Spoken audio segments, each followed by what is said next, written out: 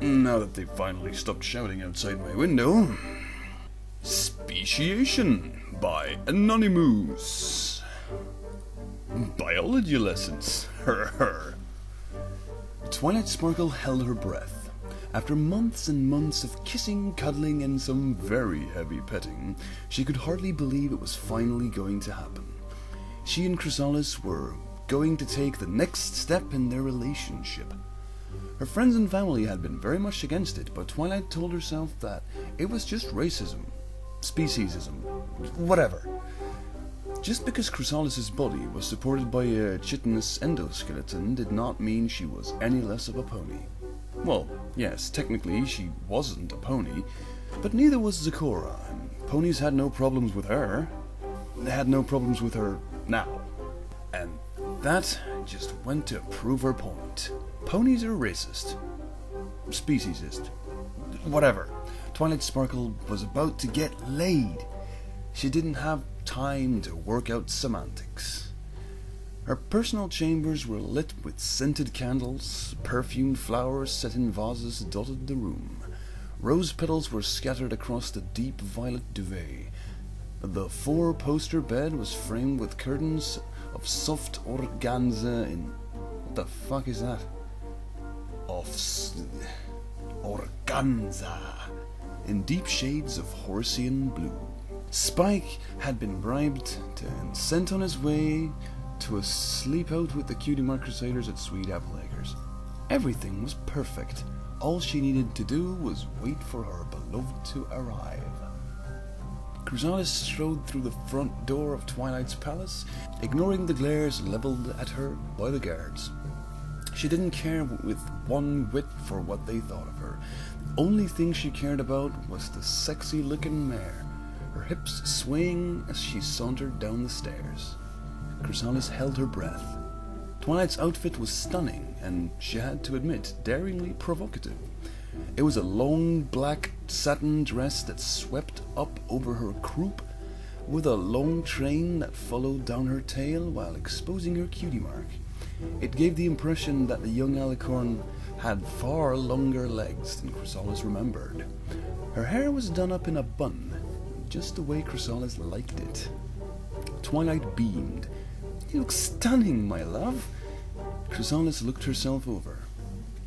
I don't look half as wonderful as you do." It had been a long time since Chrysalis had gotten intimate with anything, and she was the first to admit, only to herself, the changeling guard that had overheard her had been summarily executed, that she was a tad bit nervous. Thankfully, Twilight blushed at her clumsy attempt at flirting. "Nonsense, you look ravishing, my love," Twilight said, planting a kiss on Chrysalis' cheek. "Now come, I've prepared a dinner for us to share." Twilight led Chrysalis to the south dining hall. It was the cozier of the 5 dining halls Twilight's castle sported, though not nearly as lavish as the largest one. But no gold-trimmed antique oak dining table could make up for the fact that they could barely see each other across the length of it. No, Chrysalis liked the south dining hall, as she could sit face to face with her lover. The table was set with 2 sets of silverware, an array of different fruits, nuts, and berries on one side, and several meat dishes on the other. Twilight took her seat across from Chrysalis. "Right, meat dishes, you say? I'm sure the horses will like that a lot. I have a wide selection of food tonight that should sate your appetite," Twilight purred, as she levitated a cherry to her lips. "I pulled a favor in from Cadence. She has saturated everything here with love." Twilight popped the cherry in her mouth, letting Chrysalis see the delicate yet skillful movements as she rolled it around with her tongue. She wasn't sure if it was perhaps some kind of pony mating ritual, but the waves of love and lust pouring off the little alicorn hit her so hard she hitched her breath. All the while, Twilight didn't take her eyes off her lover, a seductive leer in her eyes.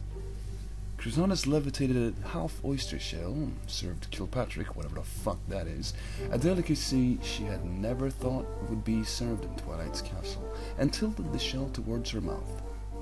The tart sauce dribbled into her mouth before the small oyster flesh slid onto her tongue. She mimicked the rolling movements Twilight had made with the cherry, deftly swishing her tongue around the bulb of flesh. Chrysalis didn't really get it. It must have been a pony thing, but she could feel the want pouring off of Twilight. Twilight led her mare friend... Next shit. Twilight led her mare friend up to the stairs towards her bedroom. She laughed as Chrysalis swayed, intoxicated with love. Not that Twilight would really say much, as the wine-soaked strawberries she'd eaten had taken their toll on her own sobriety.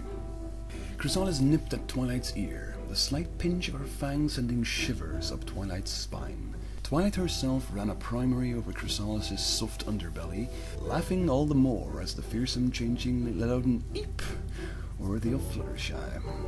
Twilight opened the door behind her as she walked into the room backwards, busy massaging Chrysalis's serpentine tongue with her own.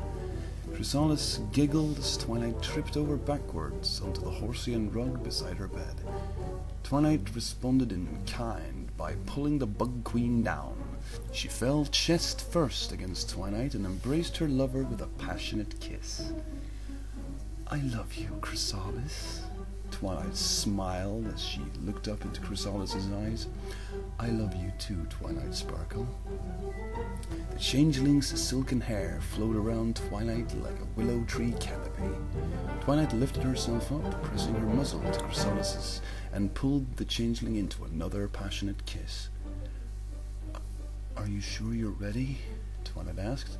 "I don't want to pressure you." Chrysalis laughed. "Aren't I supposed to be the one to ask you, Princess, first time?" "I've read books," she pouted. "Yes," Chrysalis said, chuckling. "I am ready, Twilight Sparkle. If it is with you, I'm ready to love and be loved again."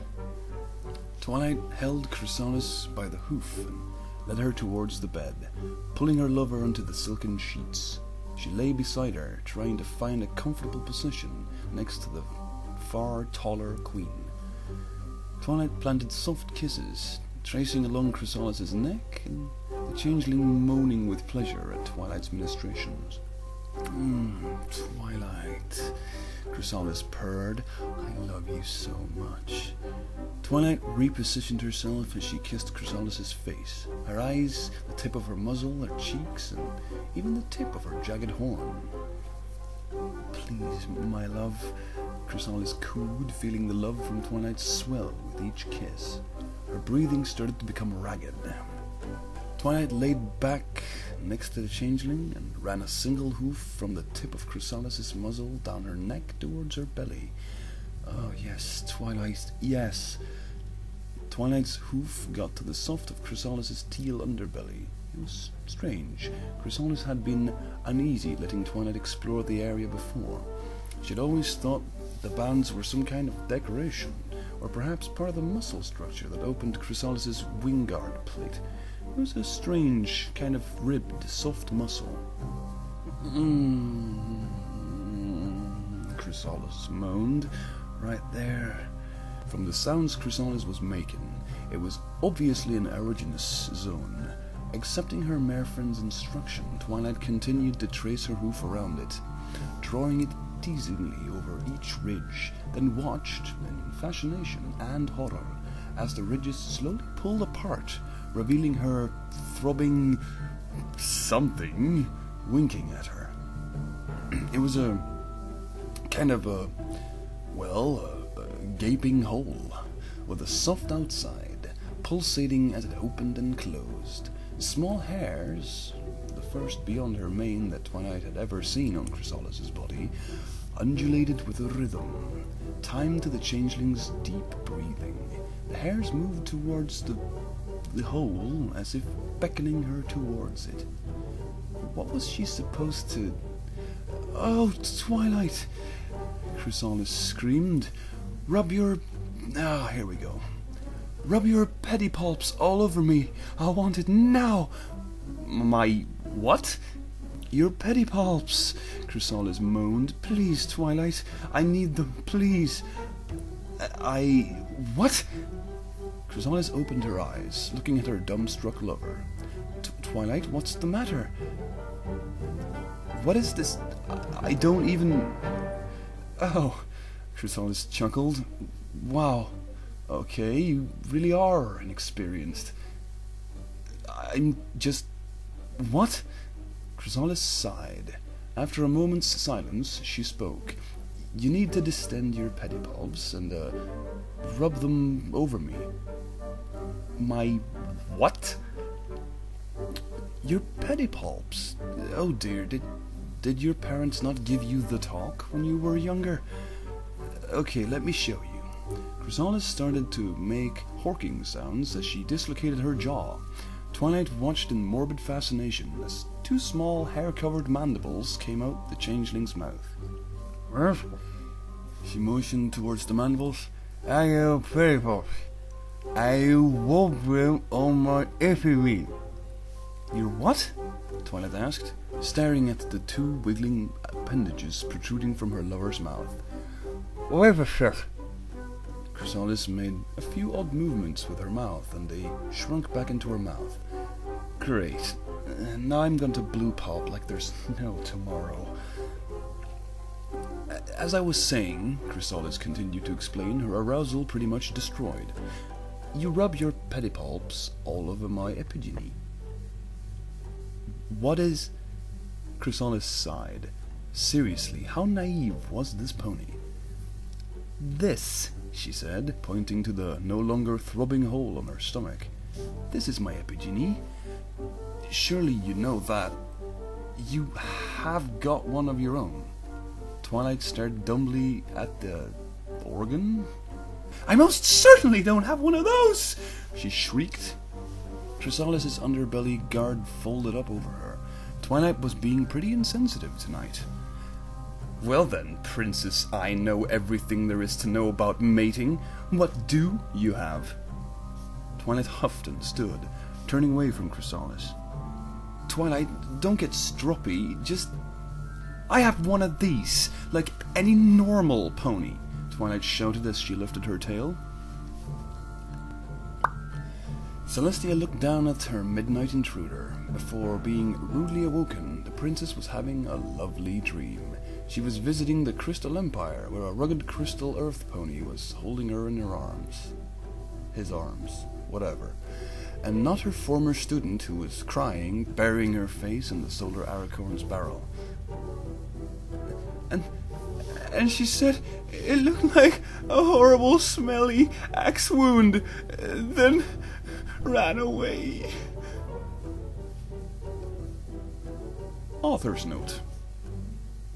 And there you sit, dick and or vagina in hand, not knowing what you're gonna do with it. This biology lesson brought to you by Sexual Frustration, trademark. Sexual Frustration, because you just don't get it. Fluttershy says, nature is so fucking fascinating. Da da da da da da. The end.